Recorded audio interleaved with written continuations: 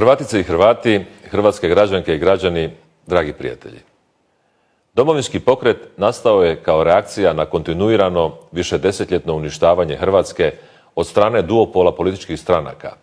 Nastao je zbog potrebe za promjenom stanja i smjera kojim je do sada išla naša zemlja. Umjesto da lijepa naša domovina bude predivna, jedna od najnaprednijih i najbogatijih zemalja, te združene političke partije dovele su Hrvatsku na zadnje mjesto u Europskoj uniji. Hrvatska je ekonomski uništena, zadužena, rasprodana i raseljena. Iz nje je u mandatu vlade Andreja Plenkovića otišlo na desetke tisuća ljudi, cijele mlade obitelji. Njih je iz Hrvatske otjerala užasna korupcija koja se javno promovira i brani kao stabilnost i sigurnost. Zadnji očajnički pokušaj sadašnjeg predsjednika vlade, iz koje je otišlo 14 ministara, da onom prljavom, uvredljivom, najnižom mogućom kampanjom nekako sebe nametne kao nasljednog i doživotnog premijera, prelaze svaku mjeru i predstavljaju nezabilježenu drskost. Mi tražimo korijenite promjene i zato sam jasno i glasno rekao da Plenković ne može i ne smije biti više premijer. Razlika između njega i mene je suštinska. On je globalist, a ja sam suverenist.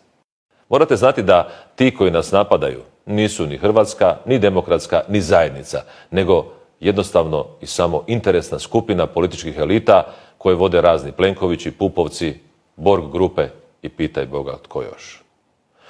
Mi ćemo, to morate znati, surađivati sa svim zastupnicima koji prihvaćaju nacionalnu suverenističku politiku, ne otimaju referendume i ne zadužuju zemlju da bi je tako zaduženu na kraju rasprodali.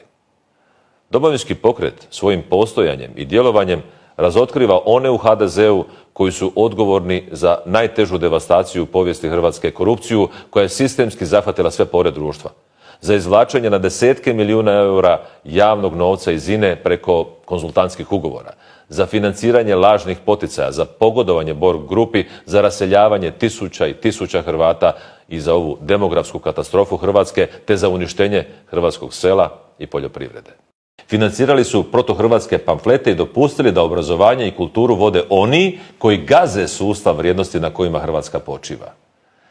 Ti isti pokušavaju još jednom drsko obmanuti birače tako da u kampanji u prvi plan guraju takozvane poštene desničare domoljube, stavljajući ih na svoju sablažnjivu politiku samo kao smokvino lišće.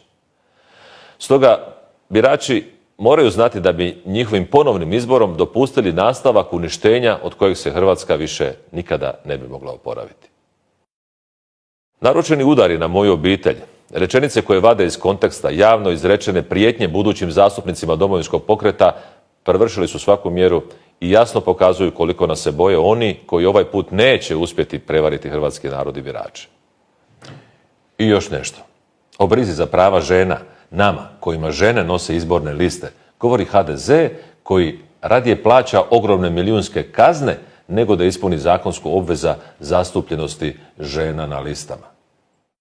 Domovinski pokret u svojim redovima i na svojim izbornim listama s ponosom ima pripadnike nacionalnih manjina, ali ni u kom slučaju neće podržavati etnobiznis kao model najviših standarda zaštite manjinskih identiteta. Toga je dosta bilo, jer ovo nisu obični izbori.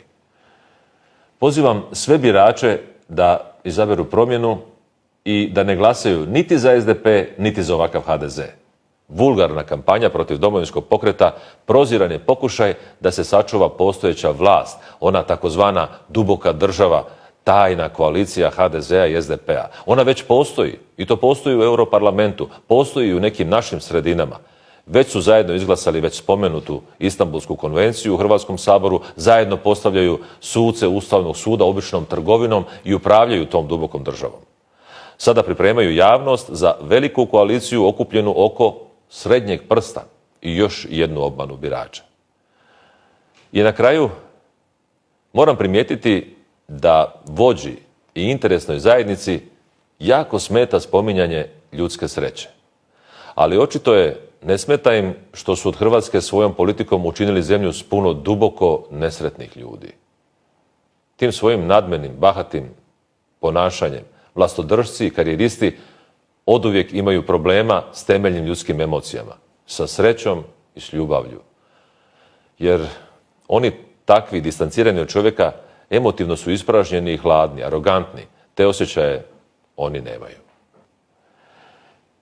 Kao autor mnogih pjesama uz koje su toliki ljudi voljeli, rađali se, radovali i tugovali, čekali i vraćali se, mogu samo reći da se trebamo bojati ljudi koji ne znaju što su sreća i ljubav. Takvima poručujem da se ne može brinuti o nečemu što se ne voli. Takvi ljudi, zatvoreni u svoje svjetove, bez ljubavi, bez sreće i bez Boga, imaju možda imovinu, ali nemaju domovinu. I to je razlika među nama, suštinska.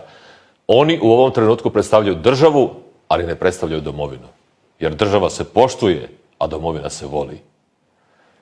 Mi u Domovinskom pokretu svoje volimo. I zato podržite nas. Stvorimo konačno Hrvatsku u kojoj neće nepravedni spavati snom pravednika. Sude